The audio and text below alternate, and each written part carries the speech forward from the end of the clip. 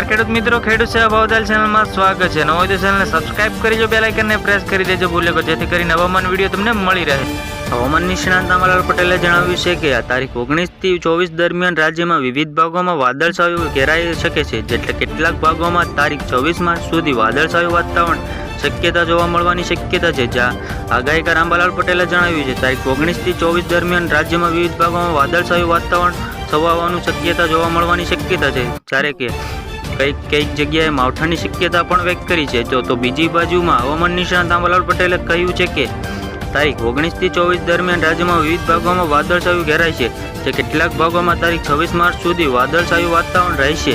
આ સાથે તેમણે જણાવ્યું છે કે પશ્ચિમ સૌરાષ્ટ્ર દરમિયાન કિરાસાન ભાગોમાં પવન વધુ રહેશે, કચ્છના ભાગોમાં પણ વધુ પવન વાદળછાયું વાતાવરણ રહેવાની શક્યતા છે।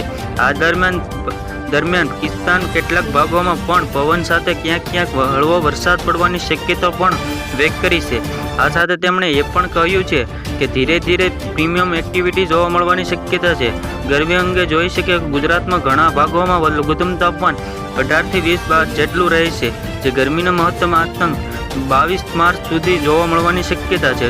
જે મધ્ય ગુજરાતના ભાગોમાં મહત્તમ ઉષ્ણાંતમાં તાપમાન 42 ડિગ્રી જેટલું નોંધાવાની શક્યતા છે।